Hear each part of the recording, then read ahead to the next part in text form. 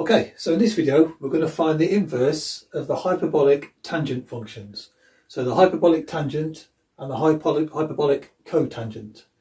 Now we don't want this version of the inverse, we want the logarithmic version. So to get that we're going to need to transfer these into the exponential form of each function. So if we run this one, we can get this one from this one. So we just start off with tanh of x equals sinh of x over cosh of x. Just set this out from the beginning. And then the cotangent version, that's just going to be the reciprocal.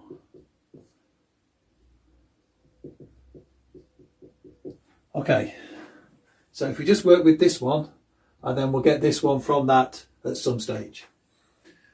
So we're looking for the inverse, so we'll set our calculations out like this to start with. So we put the sinh of x over the cosh of x. Okay. Now, if you don't want this version, we need to go into the exponential form of each of these to get the tanh. So the sinh version is 1/2 of e to the x minus e to the minus x. And the cosh version is 1/2 of e to the x plus e to the minus x. Okay, so now how are we going to get the x on its own from there? Well, we're going to need to do some algebraic manipulation and maybe some logarithmic towards the end. So straight away we can cancel these, that's fine. Now we're still left with e to the x minus e to the minus x and e to the x plus e to the minus x. So it'd be nice if we get rid of this minus x. So why don't we multiply through by e to the x?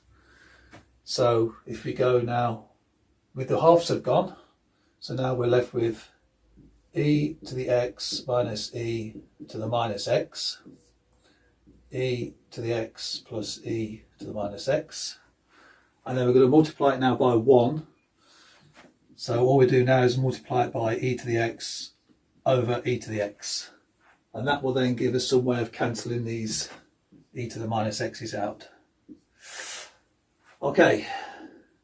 So now distribute the e to the x on the top, and we get e to the 2x, multiply this one, and then minus e to the x times e to the minus x. Well, that's just going to give us 1, because that's basically just e to the x times 1 over e to the x. Okay, now the same on the bottom, that's going to yield e to the 2x and then plus 1. Okay, and that's equal to our y, which is tanh of x. Okay, so now we need to try and get the x on its own. So now if you just multiply both sides by e to the 2x plus 1, this one will cancel out, and then we'll multiply the y by this one. So now we'll get y times e to the 2x plus 1 equals just this numerator, e to the 2x minus 1. Okay, now let's just multiply through by the y. So now we've got y e to the 2x plus 1 times y. So I'll just put 1y, and that equals e to the 2x minus 1. Okay, now let's get the x's on one side of the equation. So bring the e to the 2x over this side and send the y over this side. So now we've got y e to the 2x minus e to the 2x. So that's the taking care of that. And then we've got a minus y. So let's just put the minus y minus 1. Okay. We'll just rewrite this, if we like, just to make things a little bit easier. Minus y plus 1. Okay, now we factor out e to the 2x, and then we can get that y moved out of the way. E to the 2x, and then y minus 1. That will give us our factorisation. Okay, and that equals minus y plus 1. Okay, now what we're going to do now is divide both sides by y minus 1. So then we're left with e to the 2x equals minus y plus 1 over y minus 1. Just put that in a bracket as well. Okay, now we're going to have to take the logarithm on both sides to get this x on its own.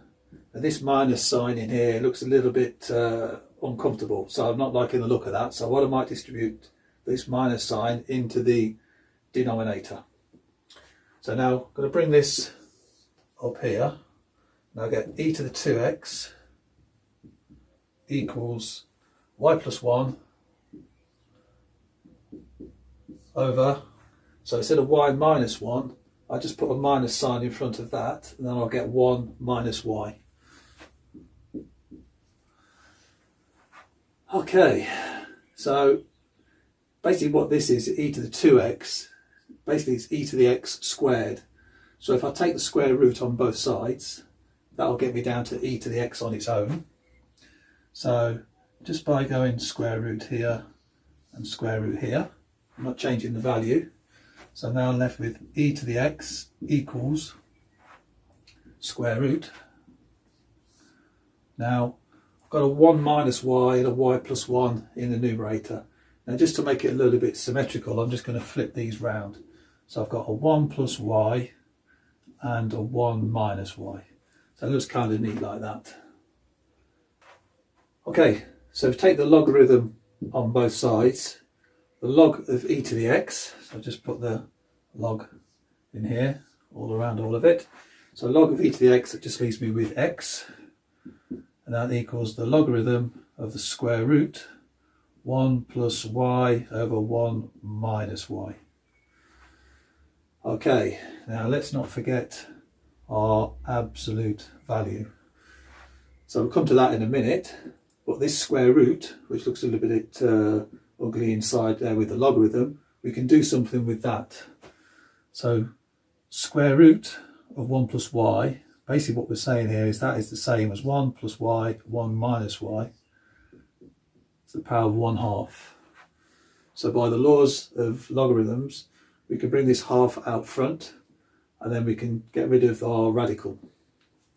So then we've got x equals 1/2 of the natural log, and then what I'm going to do is, if I've got 1 minus y in the denominator, if I set the absolute value of y to less than 1, then I don't get a 1 minus 1 situation, and I don't get a negative situation. So if I set absolute value of y, so let's put that here, absolute value of y is less than 1, then I can get rid of our absolute value in here, and I can go absolute value of 1 plus y over 1 minus y. And that's our inverse function for our tangent of x.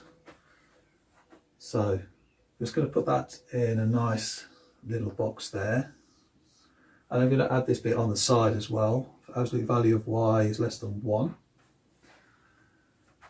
Still haven't answered the cotangent question.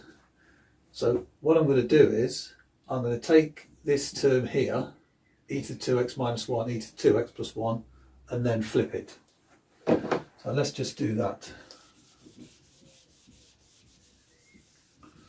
So I'm going to take this working off here. Got our solution there for our tangent. So I'm going to just write that over the top of there so we know what that one is. Okay, so now what I'm going to do now is just change these signs. So that's a plus 1 and that's a minus 1. So now, as we did before, I'm just going to substitute straight in y times e to the minus 2x and a minus y on this side. So it's very similar to what we did in the last example. So we got y e to the 2x minus y equals e to the 2x plus 1. Get the e to the 2x's over this side. So we'll have y e to the 2x minus e to the 2x equals, now we've got a 1, and then a y here will come positive, so 1 plus y. Okay, so our top here is as it was before. So now let's change this to factor out the e to the 2x. So e to the 2x, y minus 1 equals y plus 1. Then substitute both, divide each side by y minus 1. So then we're left with e to the 2x equals y plus 1 over y minus 1. Then what we did last time, we took the square root. So if I just go there, just go there, we're left with e to the x equals square root y plus 1 over y minus 1. Okay, now e to the x is always above 0. So we're going to leave this one here as the positive version. So this will never be negative version. So now what we need to do is take the logarithm. So if I take the log,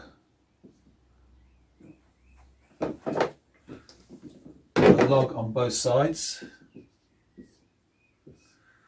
the log and the e will cancel out, and I'm left with x equals the natural log of square root of y plus 1,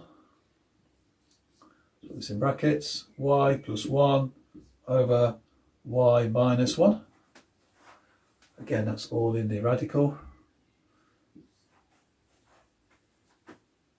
And again, as we did before, this square root, we can just take that as a power of a half. So we can bring the half out front. So x equals natural log times a half of y plus 1 over y minus 1.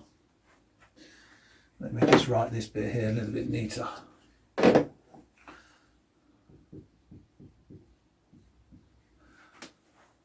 Okay, now here what we can say is our absolute value of y is greater than 1.